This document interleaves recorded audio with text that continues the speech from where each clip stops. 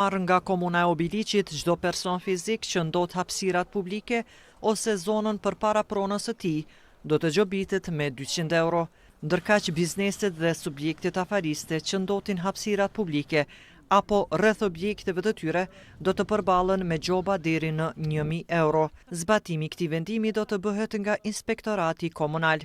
Kryetari i komunës së Obiliqit, Halil Thaçi, tha se qëllimi kryesor i masës është ruajtja e ambientit dhe rritja e vetëdijes qytetare. Ka marrë një vendim ku 200 euro gjobitën të gjithë ata individ fizik, të thotë që ndotin para pronës së tyre, do të thotë nuk e pastrojnë para pronës së tyre, edhe të gjithë ato biznese që ndotin para pronës, kuptohet rreth pronës së tyre, që me të vërtetë ka shumë raste që ne si qytetar i mirëmbajmë ambientet tona të mbrëmshme, qoftë shtëpitë, zyret e oborret tona, por jo hapësirat publike para nesh.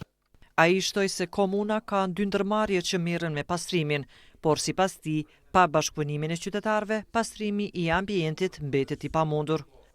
Nëse ne si qytetar, secili, çdo biznes, nuk i ndihmojmë që të paktën mbeturinat tona të mos shpërndahen anën ban qytetet e hapësirat së komunës tonë, edhe sikur t'i bëjmë 1000 punëtorë në kërën e pastrimi apo në Pëllë Kastrioti, nuk do të arrijmë dot ta pastrojmë ambientin. Sipas tij, së shpejti qytetarët do të njoftohen për lokacionin e caktuar për hedhjen e mbeturinave inerte.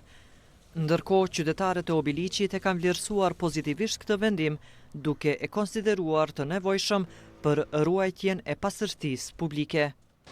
Veç në atë vendim ja kisha shtu edhe një, që çdo njeri që e lajmëron dikon që është keqbërës të shpërblehet, kurse ai që ka bërë të dënohet. Shumë vendim i qëllum. Pse më ndot ambientin me kallë, tela, heke, ose zez.